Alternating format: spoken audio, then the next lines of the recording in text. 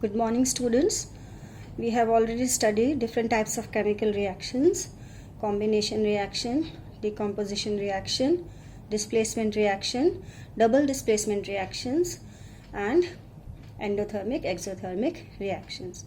So let us now study about the next type of chemical reactions in your syllabus: redox reactions. Now the word redox has been derived from two words. The first three letters have been derived from reduction, and the next two letters have been derived from oxidation. So redox reactions are basically oxidation reduction reactions, or reactions in which oxidation and reduction take place simultaneously. Now, what is oxidation reaction?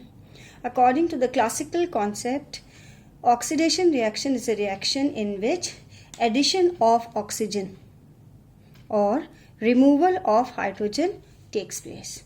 Alright, if oxygen is added to a reactant or hydrogen is removed, then we say that oxidation has taken place. Reduction reaction, on the other hand, is a reaction in which addition of hydrogen or removal of oxygen takes place. So oxidation reduction reactions are just the opposite of one another.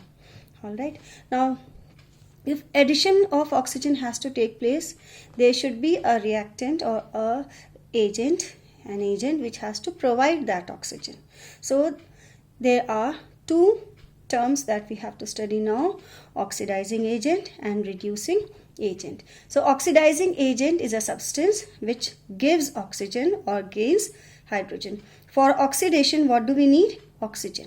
Addition of oxygen is oxidation. So this oxygen has to be provided by a chemical substance, and that chemical substance which gives its oxygen or takes the hydrogen given by others is called an oxidizing agent.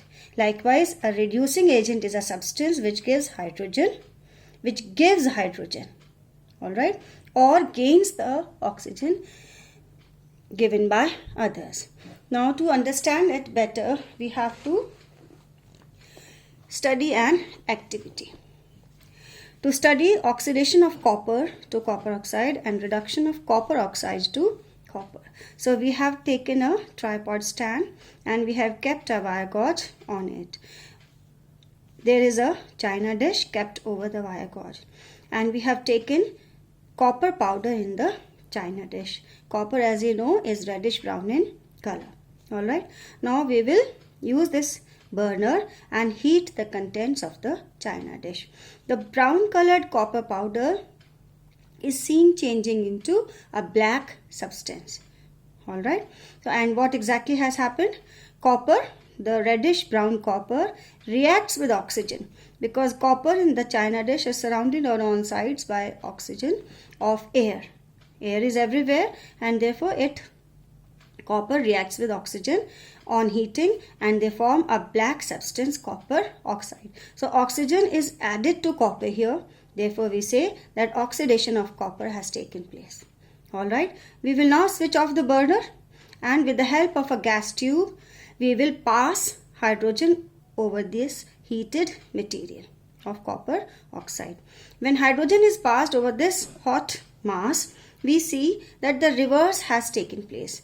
Reverse meaning that black substance changes to reddish brown again, because on heating this black copper oxide, on passing hydrogen on this black copper oxide, it again changes to copper and water is formed. So copper oxide is changing to copper. That means from copper oxygen is removed. Alright, and removal of oxygen is reduction. Hydrogen changes to H2O. So oxygen is added to hydrogen, and addition of oxygen is oxidation. So in this reaction, copper oxide is reduced to copper, H2 is oxidized to water, and therefore oxidation and reduction are taking place together, and this is an example of a redox reaction, a reaction in which both oxidation and reduction take place simultaneously. For better understanding, we will study the example once again. See, we had this black colored copper oxide in the china dish, and we had passed hydrogen gas over it. Alright, so we see that copper oxide changes to copper and we say that it has been reduced.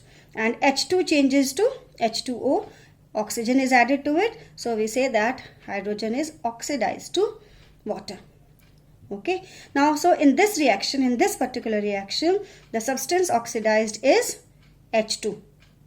Alright, the substance reduced is copper oxide, CuO.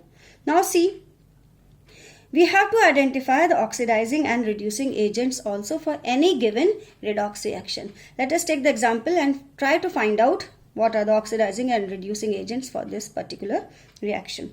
So copper oxide loses oxygen and this is taken up by H2. Now oxidizing agent is a substance which gives oxygen. Out of these two reactants, which one is giving oxygen?